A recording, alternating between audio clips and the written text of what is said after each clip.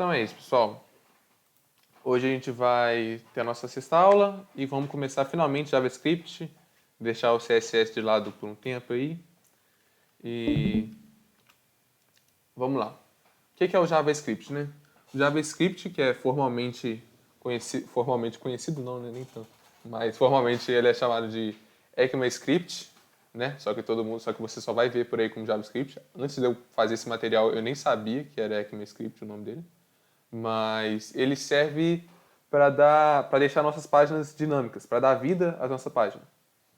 Então, antes a gente tinha páginas estáticas, ou seja, páginas não é, que não mudavam de acordo com o usuário, de acordo com o input do usuário. E agora a gente vai deixar nossa página estática, ou seja, de acordo com o que o usuário mexer com a nossa página, a gente vai poder mudar o estado dela e mudar coisas nelas. Antes a gente tinha um pouco de, quando passa o mouse em cima disso, muda tal cor, tal cor. Mas ainda assim era uma página estática, vamos supor, como uma imagem antes, né? Agora a gente vai poder simplesmente ir um passo além e poder finalmente programar nessa página, né? Lembrando que HTML e CSS não eram linguagem de programações. Agora sim a gente vai estar trabalhando com JavaScript, que é uma linguagem de programação que permite a gente programar e colocar sistemas mais complexos nas nossas páginas. E, bem, um lado importante de dizer também é que ele roda tanto no navegador quanto fora dele. Então, assim como qualquer outra linguagem a gente vai estar usando aqui o JavaScript para a nossa página, ou seja, dentro do navegador, só que assim como outras linguagens, ele também pode rodar num terminal, por exemplo, assim como rodaria com C, com Python ou em outro lugar, né? Então vamos seguir. Eu vou ir passando essa parte meio rápido, porque eu imagino como a maioria do pessoal é do BCC, eu imagino que tipo a maioria já tem uma noção de um pouco da base disso de programação, né? Mas qualquer dúvida pode me parar, se eu for muito rápido, alguém pode me falar. Então, aqui vamos falar um pouco de tipos básicos, né? E, bem, a gente tem essa função typeof, que é só para determinar o tipo das coisas. Aí você pode dar typeof qualquer objeto, que ele vai te falar qual é o tipo do objeto. E, bem, a primeira diferença que a gente pode ver é que o tipo number, normalmente vocês vão ver em linguagens como C, por exemplo, que existe o tipo int e o tipo float, né? Então, os inteiros e o ponto flutuante ou os decimais, né? No JavaScript não. O JavaScript ele trata tudo como número. Então, não importa se é decimal, se é inteiro, ele vai tratar como número. Depois a gente vê o tipo string. Outra diferença que a gente tem no JavaScript é que ele não tem o tipo char, né? Que se você olhar aí Java, se você olhar C, vai ter o tipo char, né? Que é um caractere só. E a string, que é o conjunto de caracteres, né? Pro JavaScript é tudo uma coisa só, é tudo string. A gente vai ter os tipos booleanos, true e false, sim ou não, né? O tipo booleano é o tipo que só aceita que só tem dois tipos, né? Só aceita duas coisas, que é verdadeiro ou falso, true ou false. E a gente vai ter o tipo undefined e o tipo null, né? O tipo undefined é aquilo que você, como eu posso dizer, você sabe o que é, você sabe o tipo daquele. Quer dizer, você não sabe o que é o undefined. Ele é indefinido, você não faz ideia do que ele pode ser. Um objeto pode ser qualquer coisa, ele pode receber qualquer coisa. Agora, o null é um objeto vazio, né? Então você sabe o que vai ser aquilo, só que ele está vazio, só que você não definiu ainda o que ele é. Quer dizer, se você ainda não definiu o valor dele, mas você já definiu o que ele é, né? Para deixar mais claro o que é isso, um exemplo aqui, você tem um valor que não é zero, então o rolo está com papel higiênico. Então não é zero. Aqui o rolo sem papel higiênico seria zero. Seria zero. Aqui não tem nenhum rolo, mas você sabe que aqui é o lugar do papel higiênico, então ele está vazio. Você sabe que aqui é o lugar do papel higiênico. E aqui é undefined, porque é só uma parede, tipo, não tem nada aqui, então é indefinido, você não sabe o que vai estar ali ainda. Essa é a diferença do null para o undefined. Aí, Mota, também, sempre que a gente é, faz um... começa a declarar uma variável e não atribui nenhum valor, todas elas começam, né, com defined. Undefined, Porque você não declarou o tipo dela, diferente do... A gente vai ver isso depois. Em C, Normalmente a gente declara em C, Java, a gente declara o tipo da variável. Não sei em qual linguagem vocês estão mexendo aí, em 110, mas em C pelo menos a gente tem que declarar o tipo que a gente vai mexer, né? No JavaScript não. Então no momento que você declara uma variável, ela pode ser qualquer coisa. Ela pode virar uma string, ela pode virar um número. Então ela fica como indefinida, né? Undefined. E aqui operadores algébricos, como eles são vistos no JavaScript, a gente vai ver que a gente tem o soma, a diferença. Aqui na diferença a gente vê que tem esse detalhe aqui, né? 3.1 menos 4.1, a gente espera que seja menos 1. Só que o JavaScript ele vai retornar para a gente menos 0.9998 no final. Isso aqui é por causa é um erro bem comum na computação, que é estudado. Vocês vão ver mais aprofundado o que ele é e como resolver ele em laboratórios de métodos numéricos, para quem está no BCC pelo menos.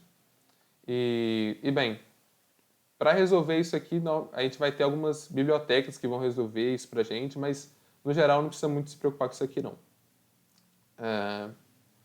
A gente tem a multiplicação, que é o produto com asterisco. A gente tem a divisão. A gente tem o resto, né? Então 17 dividido por 10, o resto é 7. Se fosse 27 dividido por 10, o resto seria 7 também. Então o resto da divisão é o porcentagem. E a gente tem a potência, né? Que aqui vai ser com 2 asteriscos. Um asterisco só é multiplicação. 2 asteriscos vai ser potência, 2 elevado a 10, 1024. Beleza? Agora, operadores lógicos. Os operadores lógicos são aqueles que você normalmente vai estar fazendo uma pergunta e ele vai estar te falando se aquilo que você falou é verdadeiro ou falso, né? Então ele vai devolver um booleano para a gente. Então a gente vai ter o operador lógico de maior, né? 2 maior que 4, você vê que ele dá falso. Ou maior, a gente tem o maior igual, né? Então 1 é maior ou igual a 1, vai devolver true. O de menor, a gente vai ter o de menor igual. A gente vai ter o igual igual. O igual igual ele significa para saber se um valor é igual ao outro, né?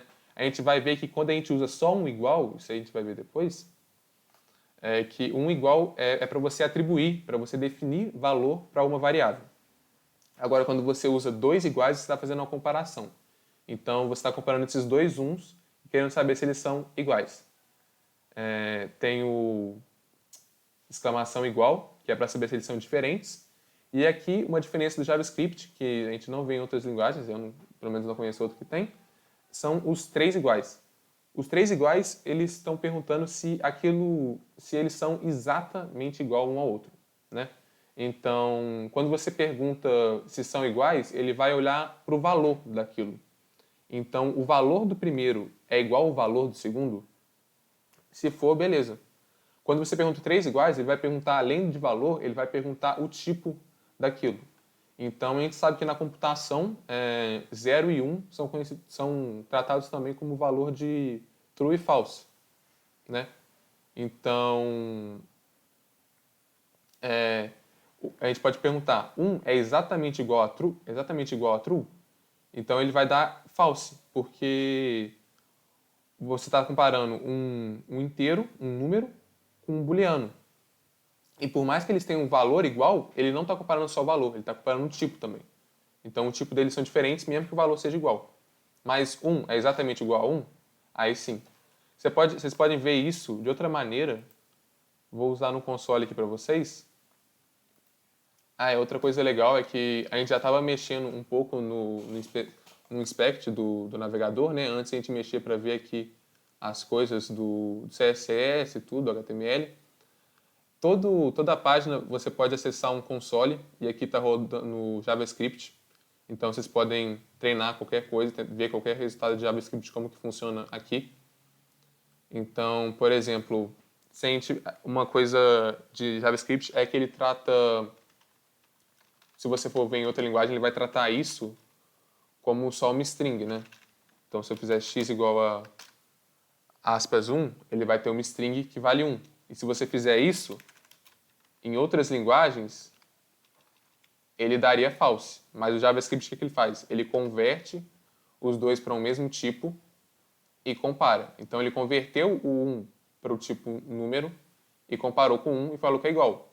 Só que se eu perguntar se o x é exatamente igual a 1, ele vai dar false. Porque ele vai olhar, tipo, beleza, o valor dele é 1, mas ele não é o mesmo tipo que 1. Ele não é um número também. Então, vai retornar false. Beleza, seguindo, aqui nos operadores lógicos também, a gente vai ter as operações neles, né, que vão ser a de negação, o ilógico e o ou lógico. Então, a negação é o contrário, né? Então, quando você pede a negação de algo que é verdadeiro, você tem falso. Quando você pede a negação de algo que é falso, você tem verdadeiro. O ilógico, você quer que quando você compara duas coisas com o i, você quer que as duas coisas sejam verdadeiras, e aí você vai ter um retorno verdadeiro, né? Então, quando você fala 1 e 2, você espera que os dois sejam verdadeiros. Se um dos dois forem falsos, ou se os dois forem falsos, vai ter falso. E o ou é um dos dois que pelo menos um dos dois seja verdadeiro. Então, true e true é true, ou true e false, ou quer dizer, true ou false ou true é tudo true. Só que se todos forem falsos, aí sim que vai ser falso. Até aqui vocês estão acompanhando, né, pessoal? Tudo certo. Eu caí? Não, ok. Só tá muito Sim, silêncio. sim. Ok, que susto. Tá. Não, não caiu, não.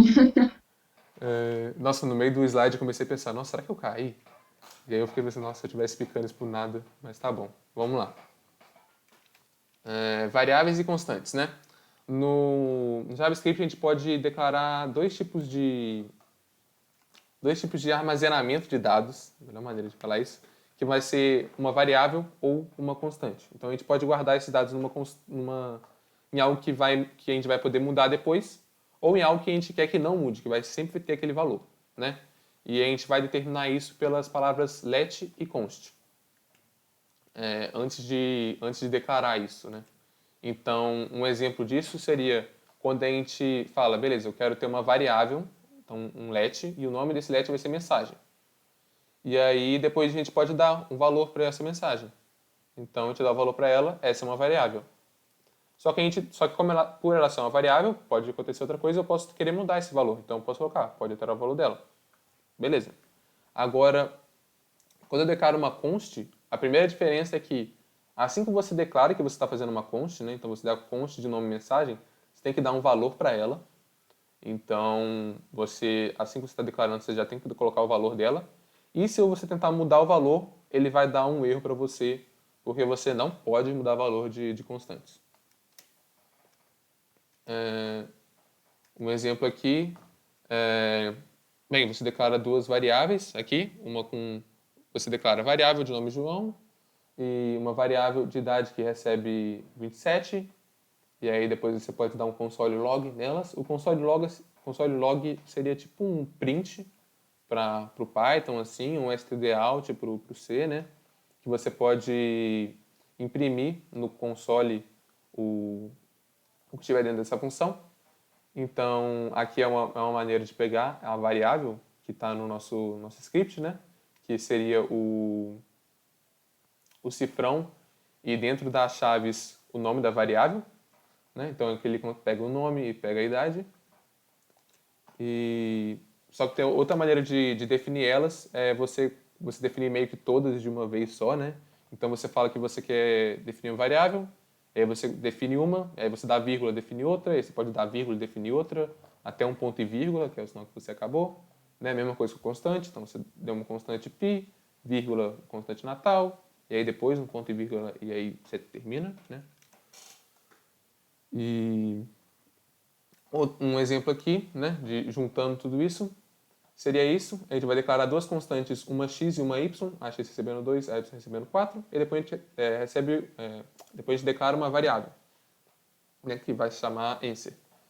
Então, primeiro o answer vai receber a pergunta, né, x menor do que y, e aí 2 é menor do que 4. E como 2 é menor do que 4, então o answer vai receber o valor verdadeiro, o valor true, né? Depois a gente pede para printar ele, está aqui. Depois, por answer ser uma variável, a gente pode mudar o valor dele, então a gente pede para answer receber o valor de 2x menor ou igual a y, né? Então, 2 vezes x é menor ou igual a y, né? 2 vezes 2 é menor ou igual a 4. Sim, verdadeiro, então ele vai receber verdadeiro, vai mudar o valor dele. Na verdade, não vai mudar o valor, né? Porque, no caso, está tudo true aqui. Mas se fosse falso, ele receberia falso, por ser uma variável. E aí, por último, a gente muda de novo o valor de êncer, né? Y menos x é maior ou igual a zero. No caso é, então, êncer vai continuar verdadeiro, né? A gente usa o console logo para pintar, como eu tinha falado antes. E show. Desvio condicionais, né? Então, para explicar isso aqui, eu vou dar um exemplo de que a gente vai fazer, meio que programar um jogo em JavaScript, que vai ser um jogo de dados, que você vai jogar um dado, né? E se esse dado tirar 5 ou mais, você ganha, senão você perde, né? E para gerar o valor desse dado, né, a gente vai usar uma biblioteca que vai ser o mathRandom, que esse comando aqui ele vai dar para a gente um número aleatório de 0 a 1, né, um intervalo de 0 a 1, aberto em 1. Então o valor nunca vai ser 1, o valor pode ser 0, mas nunca vai ser 1, né? Chega lá a 0.999 por aí vai. E a gente vai usar piso e teto na matemática, né? Sendo que piso é um conceito de que você arredonda um número pro inteiro, pro primeiro inteiro que é menor do que ele, né? Então você está arredondando o número para baixo. Então, tipo, 5.2, o piso de 5.2 é 5 e o piso de 5.9 também é 5, né? Então você está sempre arredondando ele pro inteiro para baixo, né? Então, vamos lá. Primeiro a gente determina aqui um número aleatório, né? Então, conste uma constante R, que vai receber um número aleatório de 0 a 1. Depois a gente determina uma constante dado, que vai receber o valor do nosso dado, né? E aí, dentro dessa constante, a gente vai dar o valor 1 mais math.floor, que calcula o piso daquilo. E dentro desse math.floor, a gente vai passar R vezes 6, né? O R é o nosso número aleatório, de 0 a 1, vezes 6. Então, se antes a gente tinha um número que era de 0 até 1, vezes 6, esse número vai ficar de 0 até 6, e ele nunca chegava até 1, então agora ele nunca vai chegar até 6, né? Então, ele vai, o máximo que ele pode chegar ali é 5,99999, né? Então, a gente faz o chão disso. Então, o chão disso vai variar de 0 até 5, né? Porque ele pode ser 0 ponto alguma coisa, 1 ponto alguma coisa, 2 ponto alguma coisa, e até 5 ponto alguma coisa. Então você vai ter o valor de 0 até 5, só que como é um dado, né? Então ele vai de 1 até 6, então a gente vai somar 1 para saber qual é o valor desse dado. E beleza. Agora, como a gente vai saber, né? Agora eu quero printar o resultado depois.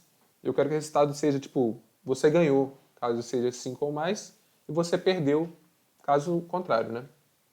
E para fazer isso a gente usa os condicionais, que vão ser o if. O if ele faz uma pergunta, então se o que tiver dentro do valor do if for verdadeiro, ele executa o que tiver dentro das chaves, né? Então ele faz a pergunta, se, e aí dado for maior ou igual a 5, ele vai executar resultado, recebe, ganhou. E aí, caso não entre dentro do if, ou seja, caso o que tiver aqui dentro seja falso, a gente pode fazer um else. Então, se o resultado se não entrar aqui dentro, se dado não for maior ou igual a 5, ele entra aqui no else e o resultado recebe perdeu. Então, é uma maneira simples de programar esse jogo, né? E de trabalhar com esse if else. Aqui a gente pode ver mais o que vai acontecer, né? Fazendo meio que uma sequência. A gente declara um R, que é um número aleatório de 0 a 1. Depois calcula o número do dado. Aí depois a gente pergunta, o dado é maior ou igual a 5? Se sim, resultado recebe ganhou. Caso contrário, resultado recebe perdeu. E depois ele converge para exibir o resultado. Beleza. Até aqui todo mundo está acompanhando tudo certo? Sim. Aqui a gente vai ter Obrigado por responder. Aqui a gente vai ter um exemplo de tudo isso que a gente viu até agora. Então, e aqui a gente vai ver a primeira coisa funcionando meio que no navegador, né? Então a gente vai ter uma constante que vai ser um constante chamado quero aprender, que vai receber um prompt, uma função prompt perguntando se você quer aprender. Essa função prompt, ela meio que vai aparecer um pop-up na sua tela e aí você vai poder colocar um resultado nela que vai ir para essa variável, né? A gente vai ver quando eu for testar isso. Vai ficar mais claro para vocês.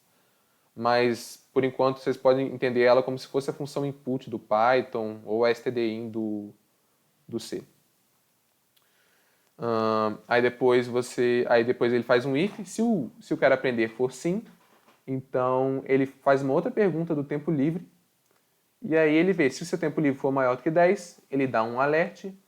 Se não, ele olha se o tempo livre está maior do que 0 e menor ou igual a 10, aí ele dá um outro alert com uma outra mensagem, né? E caso contrário, caso o tempo livre seja 0, então ele vai dar um outro alert com não vou aprender mais nada. E também, né, aqui, aí você vai vendo pelas chaves, você pode ver no que ele vai saindo do else, né? E aqui no final a gente tem um else para esse primeiro if, que é o if quero aprender, aqui tudo. Então o else, se o seu quero aprender não for sim, ele entra aqui e continua burro. Vamos ver isso aqui em prática. Então, calma aí. A gente abre, a gente pode dar play aqui. E não está funcionando. O Rodrigo, que fez funcionar esse negócio ontem mesmo? Era pra estar, né? Abre uma nova aba. Eu acho que ele é meio chato com prompt.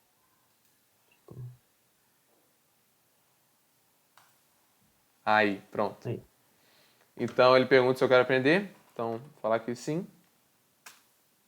E aí ele dá um outro prompt, ou seja, um outro pop-up perguntando qual o seu tempo livre.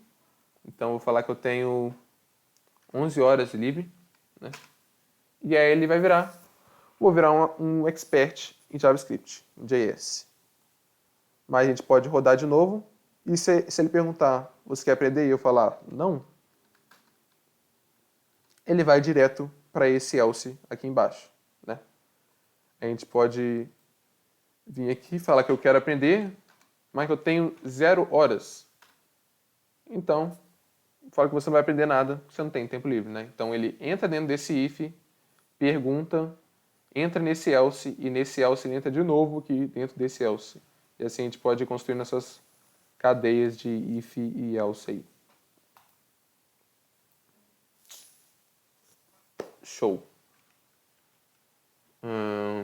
Quer apresentar aí agora, Rodrigo? Sim. Beleza. Então agora o Rodrigo vai apresentar o resto da aula para vocês, galera. Deixa eu parar a transmissão aqui.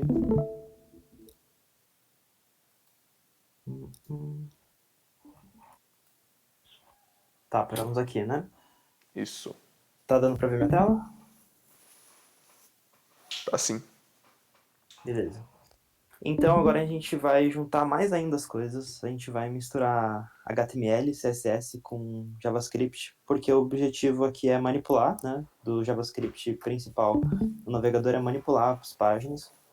E essa manipulação a gente faz não através do HTML, talvez, em si. O arquivo não vai mudar, o que vai mudar é o DOM, né? Que a gente lembra lá das primeiras aulas, que é o Document Object Model, que é uma representação em árvore do nosso documento em HTML. E é essa representação em árvore que a gente vai conseguir manipular, e não o documento em si. O documento seria esse daqui, né? Que você salva um arquivo .html no seu computador, alguma coisa desse tipo. Então, relembrando aqui, essa é a representação em DOM da nossa estrutura em HTML, né? Então, normal, a gente tem o head, ele fica sendo filho de HTML, né? As coisas vão sendo alinhadas, encaixadas dentro uma da outra. O title é filho de head e neto de HTML, digamos assim. E assim por diante. O A é filho de body, e ele tem um atributo que é filho dele, e um nó de texto, assim como o H1, que é filho de body, tem um nó de texto também. Então, acho que a primeira coisa que a gente pode estudar aqui é como que a gente faz para selecionar um elemento na nossa árvore de objetos, né? Então, a primeira coisa, acho que provavelmente a função mais importante que vocês mais vão usar é o carry selector. É uma função que faz parte do objeto document, ele está disponível em todas as páginas, né? Faz parte, é uma API do navegador que disponibiliza isso para a gente. E só dando um contexto aqui, nem sempre teve o carry selector. Antes tinha várias funções, tinha get element by ID, se você quisesse pegar o elemento pelo ID, mas devido à influência de algumas bibliotecas, como jQuery, isso acabou entrando na especificação e hoje é um método mais flexível assim, para selecionar elementos, e o mais fácil também. Então ele seleciona um elemento só da DOM, passando um seletor. A gente vai passar como parâmetro um seletor aqui, e ele vai selecionar a primeira ocorrência desse seletor também. Por isso que ele só devolve um. E o que você pode usar nesse seletor, né? Você vai escolher se você quer um ID, uma classe ou uma tag. Vamos ver um exemplo aqui. Então, isso aqui é um documento, tem o body, tem uma tag A, uma tag H1 e uma tag H2. Aqui faltou fechar as aspas. Então, eu posso declarar aqui uma variável constante, main header, e ela vai receber uma chamada da função document.carrySelector pedindo a head. E o que ele quer da head, né? Seria a tag head? Não. É o ID hashtag head. Por que é o ID? Porque eu estou usando a hashtag, isso daqui ele copia a sintaxe do seletor de CSS. Então, vocês lembram lá do CSS? Quando vocês querem selecionar uma tag com determinado ID, a gente usa essa hashtag e o nome, né? Então, é isso que ele vai fazer aqui.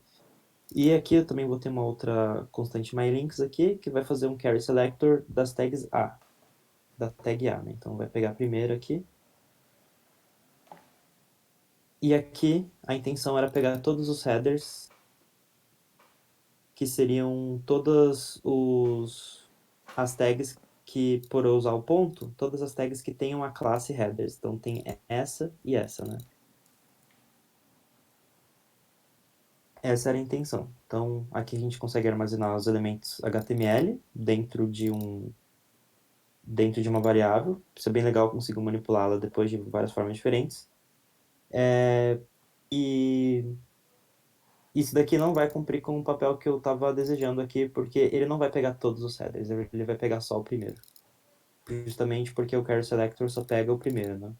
E o primeiro em qual ordem? Se a gente for voltar aqui, só um detalhe, né? Qual ordem que ele usa para percorrer?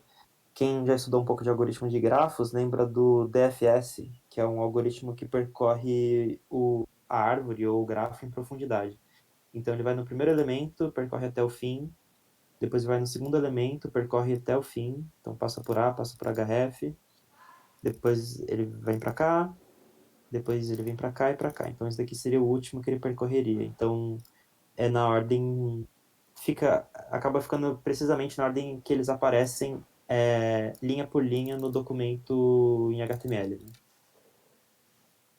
Por fazer essa varredura no grafo em profundidade.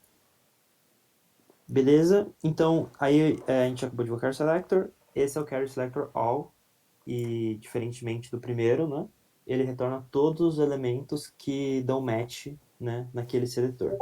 Ou seja, todos os elementos que correspondem àquela seleção que eu fiz.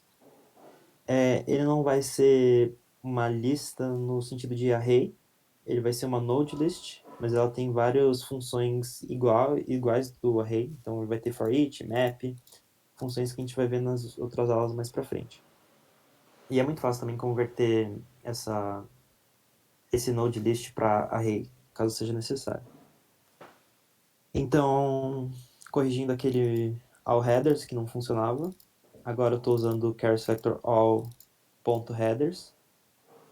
E aí, se eu dar um for each, isso daqui vai percorrer Aqui eu estou salvando, então, o elemento H1, esse primeiro H1, e o segundo aqui, H2. Estou salvando aqui, num node array, né? Se eu percorrer um por um e mandar printar no meu console, dar o console.log, ele vai mostrar todos esses dois elementos aqui. Beleza? Se tiver alguma pergunta, podem falar. Agora, uma outra coisa que é legal aqui da gente ver para modificar elementos na DOM também é o.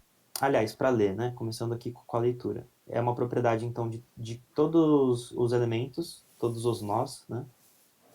É o inner.html. Então, todos os elementos HTML têm essa propriedade e ele descreve realmente o conteúdo da tag. Então, se você fosse no seu documento salvo.html e pegasse tudo que está dentro dele, é o que vai retornar aqui, nesse inner.html. Então, um exemplo aqui, tem esse documento bem simples com essa tag A. Aqui eu estou usando o char selector A, então ele vai pegar a primeira A que aparece no documento, né? Primeira tag A. E eu vou pegar o inner.html dele. Então eu uso ponto para acessar as propriedades e o inner.html aqui para pegar a propriedade do inner.html. Então, se eu der um console log nesse link content, ele vai dar exatamente o conteúdo que está dentro da tag, né? Então, o inner é o de dentro, né? O HTML de dentro. No caso, é só um texto simples. E eu posso pegar também o body content. Então, se eu fizer o carry selector body e pedir para imprimir isso daqui, ele vai retornar tudo isso daqui.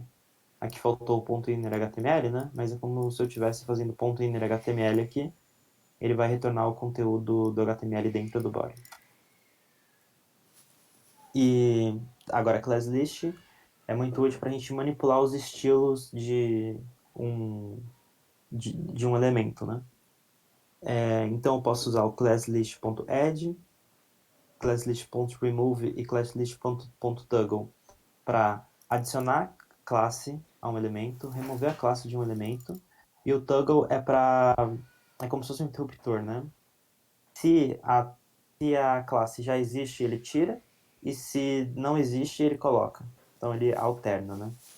Isso daqui vai ser bastante útil na tarefa de vocês, e também é bastante útil em geral para, além de, né, a gente usa JavaScript para adicionar coisa, remover coisa, atualizar coisa, e sempre essas remoções, atualizações e adições requerem também uma mudança no estilo. E é assim que a gente consegue, então, juntar. A gente viu como juntar o JavaScript com HTML. E aqui a gente junta o JavaScript com o CSS. Então, se não tiver nenhuma pergunta, a gente pode começar o nosso code along, que a gente vai juntar essas coisas aqui.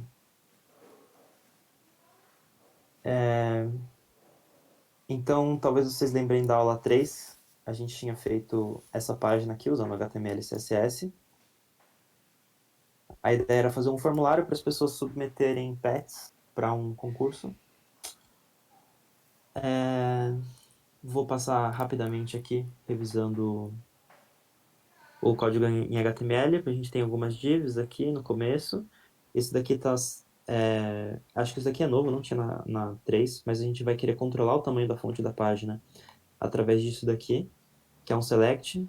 Acho que essa tag pode ser nova para vocês, é uma tag de formulário. Ah, não, vocês viram já, né? Tag de formulário lá na aula 3. Mas talvez o select não. Tá, o select em específico não. Então, eu posso colocar as options aqui dentro do select e aí ele vai abrir assim para mim, eu consigo selecionar. Não está funcionando ainda porque eu não tenho nenhum código em JavaScript nessa página ainda. Aqui é um formulário, o input text que vocês viram. Aqui tem o input type file, que deixa eu escolher um arquivo aqui para anexar. Aqui tem dois checkbox. Já está com aquele efeito que vocês deram para deixar mudar de cor, né? Quando clica. Isso daqui é CSS, tá? Revisando aqui. É um esse daqui checked, né? Se ele tiver ativo, ele pinta o label que tá do lado de verde. Tá. Então é isso. Eu tenho 2 botões aqui que não estão fazendo nada. Eles só estão com essa animação, que é uma animação puramente em CSS. Então a gente vê que a gente consegue ter um pouquinho de interatividade, mas é puramente visual. Ela não muda o conteúdo em si. Ela muda possivelmente um pouco do estilo, né? De acordo, mas eu não consigo adicionar nada. Então, primeira coisa, o concurso está fechado.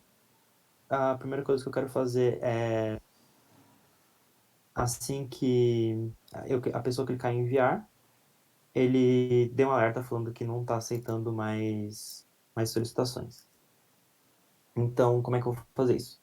Então, primeira coisa, aqui no HTML eu preciso usar um atributo chamado onClick. E aqui eu consigo falar qual é o nome da função que eu quero chamar quando a pessoa clicar no enviar, né? Então, onClick, no clique, chama essa função, que vou chamar de enviar mesmo. E aí aqui eu posso declarar uma função chamada enviar. E aí o que eu colocar aqui é o que vai ser executado. Então, quando a pessoa clicar aqui, eu quero emitir um alerta dizendo que o concurso está fechado.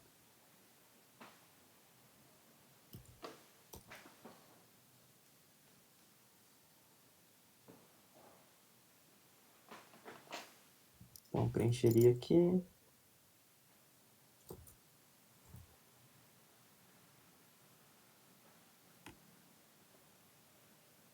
Opa, Nada acontece. atualizou já. Ele já atualizou, né? Enviar. Eu não sei se eu tenho que fazer isso.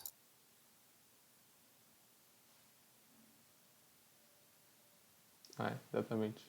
Tá, o concurso não está mais aceitando inscrições. Então eu preciso. Tá, esse daqui não é o nome da função, então, que você passa aqui. É exatamente um código, e aí esse código, no caso, tá chamando uma função. Isso daqui não é tão recomendável usar esse atributo onClick, ele é um pouco obsoleto.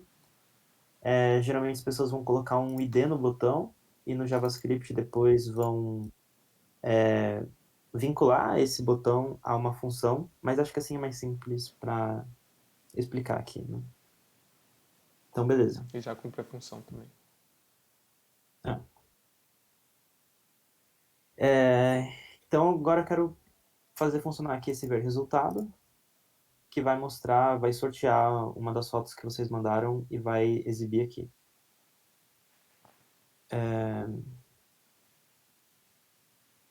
Na verdade, para usar o Carry Selector, eu gostaria mesmo que o concurso tivesse fechado, que a pessoa marcasse que ela concorda com os termos de uso antes de enviar. Isso daqui vai ser legal também para a gente explorar um pouco do document.carrySelector antes de fazer o ver resultado, então.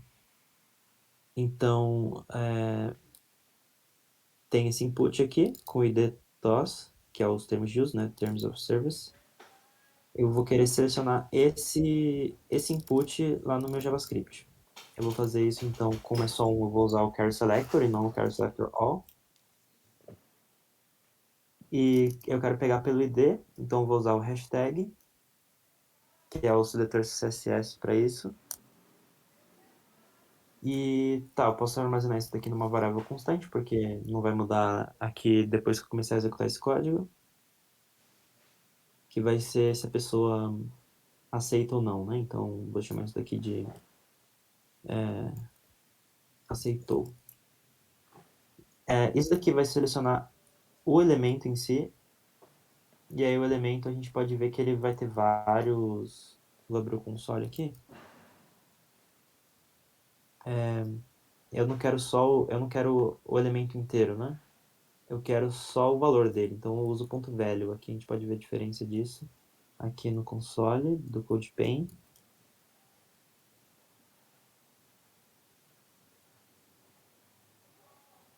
Peraí, on? Desmarca agora.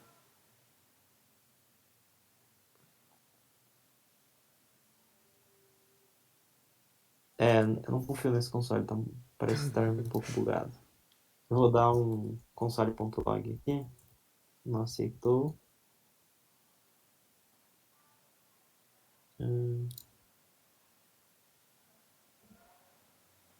Quando eu marcar aqui, clicar em enviar. Show on, mas agora não. Agora deixa desmarcado e clique em enviar.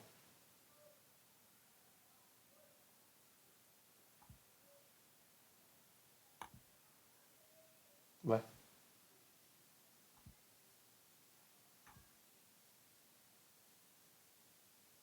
É, por esse console aqui do Firefox eu consigo.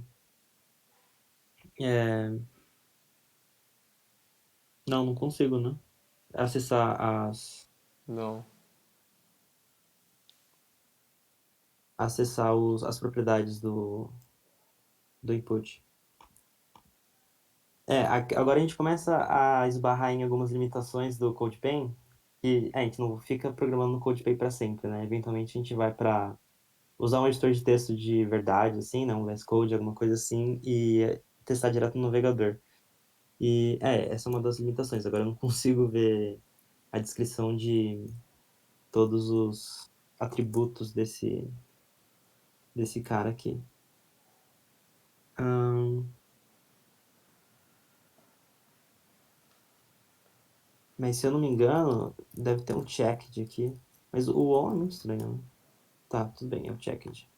Se eu marcar, ele tá true. Então é isso. Quem sabe faz ao vivo, galera. É isso aí. Marcado true. Vambora. É... Então, beleza. Agora eu vou usar o if, que o Mota estava comentando. Eu não preciso fazer igual a true, porque se eu não coloco nada, ele está assumindo que eu estou perguntando se é true, né? Que é meio que parecido com a linguagem natural, né? Se eu falar, se a pessoa aceitou, então tá. Se ela aceitou, ele continua. Eu quero fazer o contrário, se ele não aceitou. Então, estou usando a negação aqui. Aí ele dá um alert.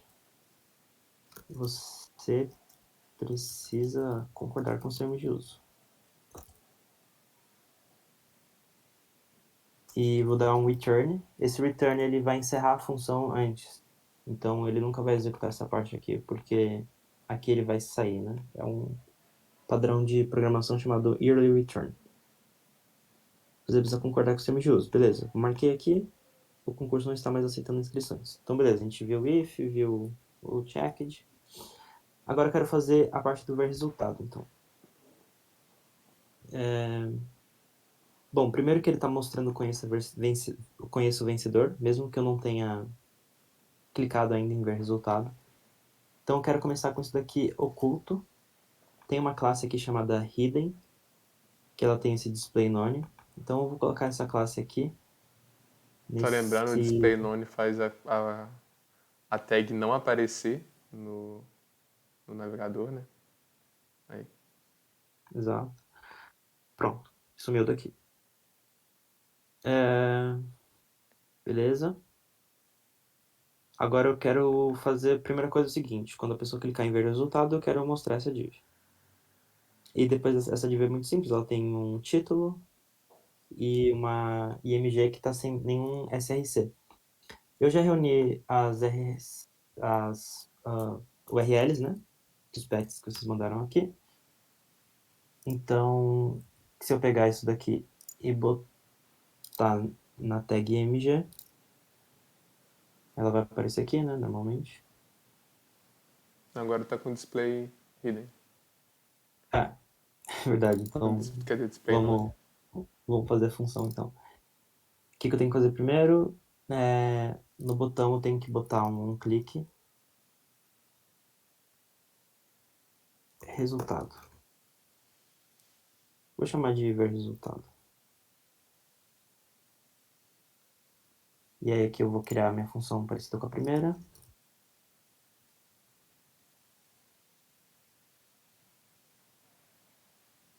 E eu quero mostrar essa dívida aqui. Então, essa dívida é resultado. Eu vou obter ela usando o Carry Selector.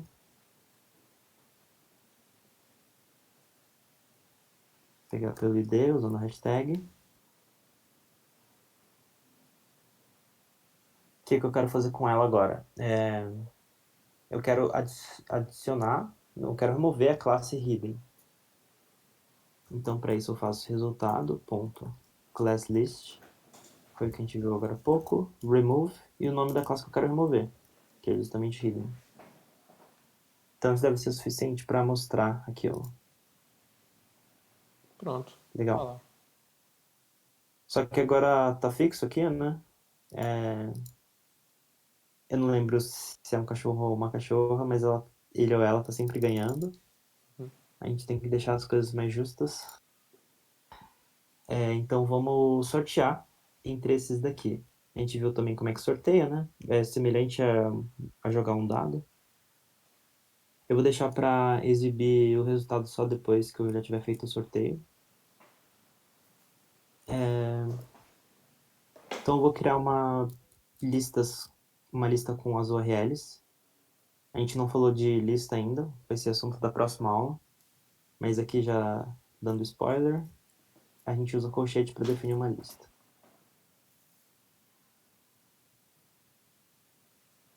E aí eu tenho que ter uma porção de strings, né? E eu separo os valores com vírgula.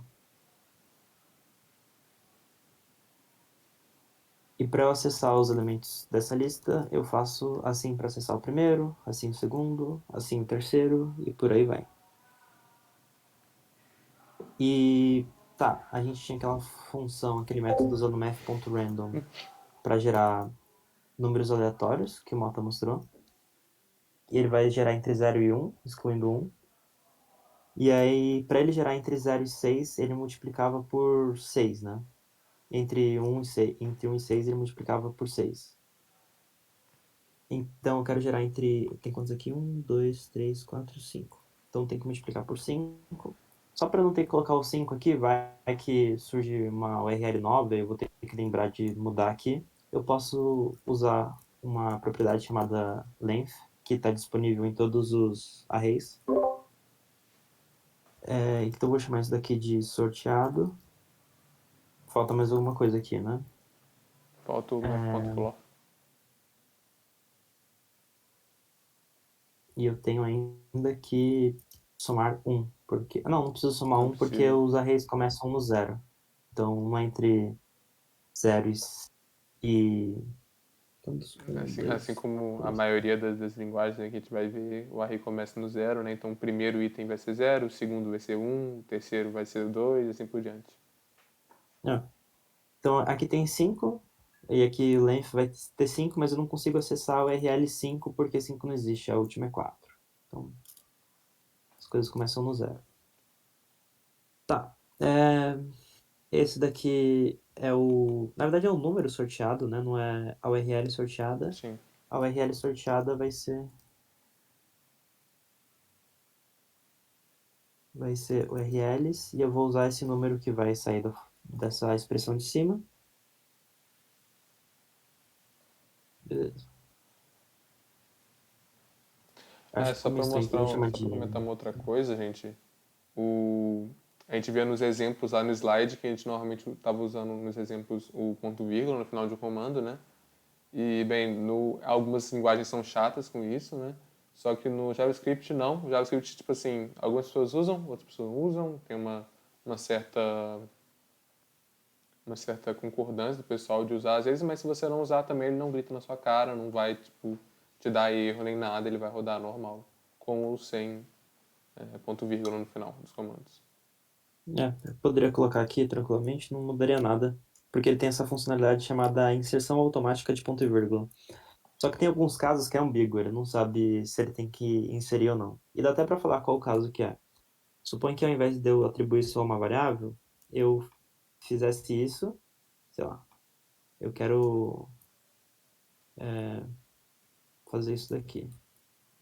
E, sei lá, quero executar uma coisa para cada um deles, quero dar um console.log. Isso daqui é um JavaScript aceitável, né? Só que isso daqui não faz o que eu estou esperando que ele faça, porque o colchete, depois do parênteses, faz ele achar que eu tava querendo fazer isso, né? Que eu tava querendo acessar o primeiro elemento como se daqui fosse um array. Então, sempre que você for começar a próxima linha com colchete, geralmente é um sinal de que você tem que botar ponto e vírgula na linha anterior. Então, assim, se você não quer se preocupar com esses casos, tem outros casos bem específicos que precisam, então o mais seguro provavelmente é botar ponto e vírgula em todo lugar, porque é meio difícil encontrar depois esse tipo de problema, né? Mas eu tenho preguiça. Então é isso. Aqui eu tô com a minha URL sorteada e eu tenho que inserir ela agora no HTML. Eu vou tirar esse daqui, vou deixar vazio. Ah, é, só pra Eu deixar tenho... claro, a gente não sabe o nome, mas o nome é Cacau, é ela, tá? Ah, boa. Só pra não deixar ela aqui injustiçada. Cacau, grande cacau. Então eu tenho que, primeiro, selecionar aquela IMG. Então tem várias formas de selecionar. Eu posso usar a IMG, a única IMG do documento, né? Assim, provavelmente é uma maneira mais segura, porque eu mesmo escolhi o ID. O que eu quero fazer com isso agora? Eu quero alterar uma propriedade da tag, alterar um atributo dela. E para fazer isso, eu uso o attributes. É isso, né? Não estou seguro. Não, vai Deixa eu ser a pegar um. TRR, eu acho. Aqui, ó, esse console é bem melhor que dá para você ir explorando as coisas. Eu tava em dúvida se era TTR ou attributes, mas é attributes mesmo. E aqui você pode acessar ponto .href e aí você poderia trocar o atributo. Eu peguei um elemento qualquer aqui do CodePen, mas eu não consigo pegar os elementos dessa página em si, entendeu? Mas vamos lá. Eu quero pegar então o atributo src e falar que o valor dele é ponto velho ou... Nossa, deu branco agora. Ponto velho. Então o valor desse atributo vai ser a URL sorteada.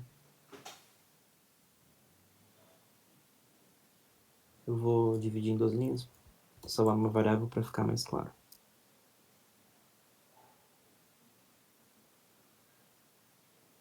Acho que uma coisa que vale a pena mencionar também é quando usar const e quando usar let, né? Porque, tá, o let funciona, eu poderia trocar todas as consts por last, mas eu não consigo trocar as last por const, né? Então, não seria melhor sempre usar let, né? Porque aí é tipo uma const que eu consigo mudar, não é bom poder mudar? Na verdade, o JavaScript tem uma otimização para variáveis que nunca mudam. Como ele sabe que aquilo nunca vai mudar, ele consegue fazer algumas coisas, aí a maioria dos interpretadores conseguem usar algumas otimizações de execução especulativa, que é uma coisa bem baixo nível do processador. E também, então, além de ter essa vantagem de desempenho, eu consigo garantir que eu não vou ter alguns erros difíceis de encontrar no código. Se o seu código estiver muito grande, pode ser difícil rastrear, ou você pode esquecer que aquela variável mudou, ou você passa aquela variável para uma função e a função muda, e aí, sei lá, as coisas se perdem. É uma coisa de programação funcional, é uma mania, né? Tentar usar constante sempre que possível, e acho que é uma prática boa, né? Usar sempre que der. Então, beleza. Eu atribuí o valor aqui do SRC, a URL sorteada, e eu estou exibindo depois. Eu poderia esconder o formulário, né? Bom, vamos ver se isso aqui vai funcionar. Vai dar certo também. Então, Minga! legal. Grande Minga. Ou Mingau.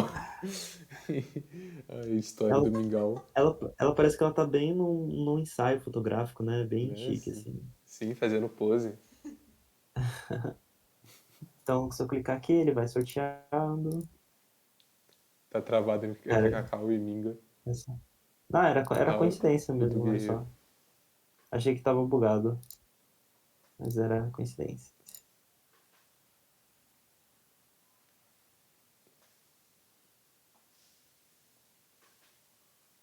Então é isso, pessoal. Esse foi o nosso code along.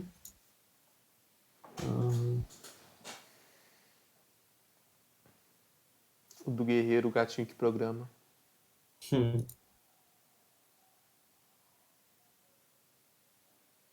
Alguns saem bem mais que outros, né? Não sei, assim, ponto Esse random. daqui O erraram, gris erraram um gênero, foi você, né, Mota, que errou, né? foi. Tudo bem. Eu espero que o gris tenha me perdoado. Então é isso, pessoal. Eles não Faltou. perdoou. Não? Ai, Não perdoa? droga. Não, ele foi embora no meio da aula. Ai, certeza. Foi quando eu falei, ele ficou chateado. Deixa. Ele tá com uma cara de bravo aqui também. É. Faltou uma coisa aqui, faltou o tamanho da fonte também. Verdade. E é legal fazer o tamanho da fonte porque tem a ver com a tarefa de vocês. Acho que eu vou mostrar a tarefa e aí vocês já ficam de olho também. A tarefa é isso, é fazer o modo noturno, né, o Dark Mode. Você vai ter... A ideia é vocês construírem essa página do zero, não vai ter nenhum modelo para vocês se basearem. Fazer uma página com um botão no meio, vocês podem usar Flex, o que vocês preferirem, para deixar o botão no meio. E ela começa preta ou branca, e quando você clicar, ele vai funcionar como um interruptor. Então, ele vai adicionar ou remover uma classe, vocês escolhem qual que vai ser o padrão, né? Se vai ser o Light ou o Dark. Se for Light, você adiciona a classe Dark na página inteira, e vice-versa. Tem o Toggle aqui, né? Que faz exatamente isso que a gente queria. E o que isso tem a ver com o tamanho da fonte? Porque é uma configuração que o usuário vai mexer na página, que vai alterar o comportamento de toda a página, da mesma forma como o Dark Mode altera o comportamento de toda a página. Então, para fazer isso, a gente vai colocar a classe... Ela estava aqui no HTML, mas eu não gosto muito, vou fazer uma div. Você pode usar no body Pode também, ser né? um body, né? O body é mais aceitável que no HTML. Então pronto, agora o nosso HTML tem um body como devia ter. Vou ter então eu vou criar várias classes para tamanhos de fontes diferentes. Eu poderia fazer isso via JavaScript, né? Mas a ideia aqui é mostrar como manipular o class list. Então eu vou ter esse FS100, que significa font size 100%. E quando tiver no 100%, ele vai ter um EM.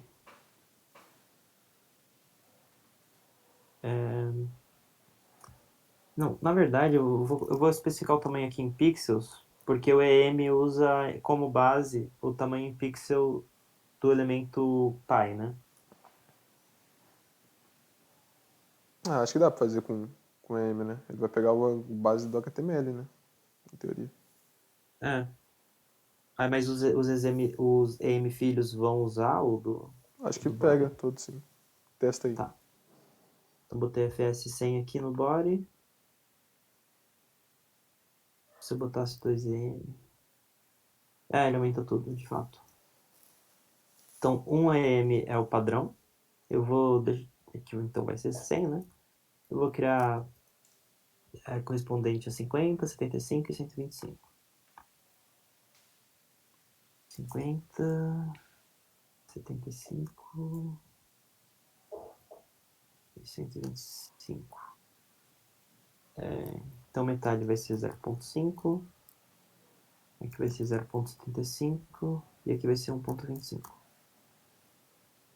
Agora eu quero modificar essa classe aqui dinamicamente quando eu mudar o valor disso daqui.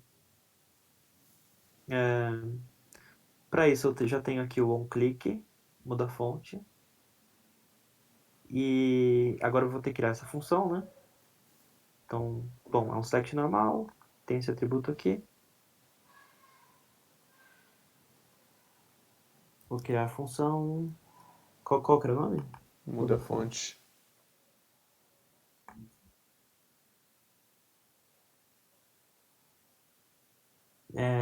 Vou obter, então, nossa tag body, usando o document.charSelector.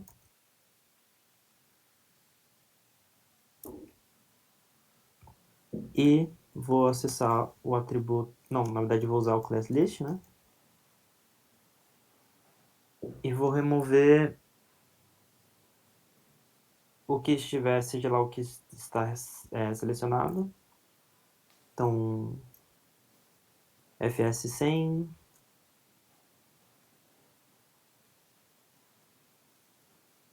FS75, não, 50, 125 e 75, né? Isso. Vou dar ali aqui. E aí, dependendo do valor que a pessoa escolher, eu vou adicionar alguma dessas classes. Então, eu posso salvar isso aqui. Esse é fonte, tamanho.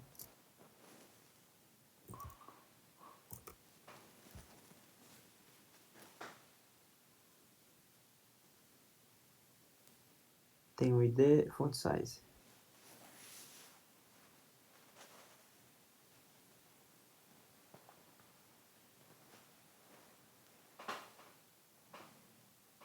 Eu vou pegar o valor desse elemento.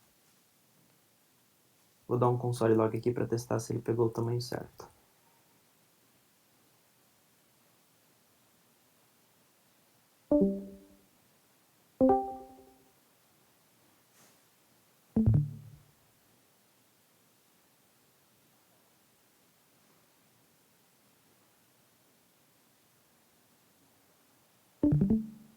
Tá, ele tá Beleza. pegando aqui. Tá dando algum erro aqui, eu acho que não é nossa. Faltando igual na declaração const.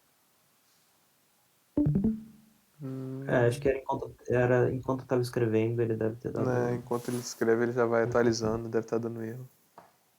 É, Enfim, problemas de usar o CodePen, galera, com isso. é bom até certo ponto só.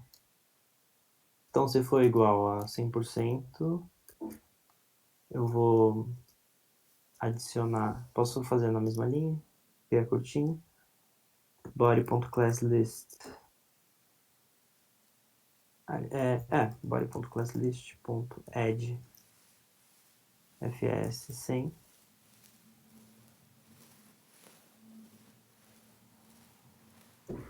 Aqui é um else if. Acho que você não falou de else if, né? Mas O é else tipo um if else. é um se não, Ok. se. É quando você colocar mais. Quando você não quer só um se e um se não, quando você colocar mais condições. Então, se tal coisa acontece isso, se não, mas acontecer tal outra coisa, vai para lá.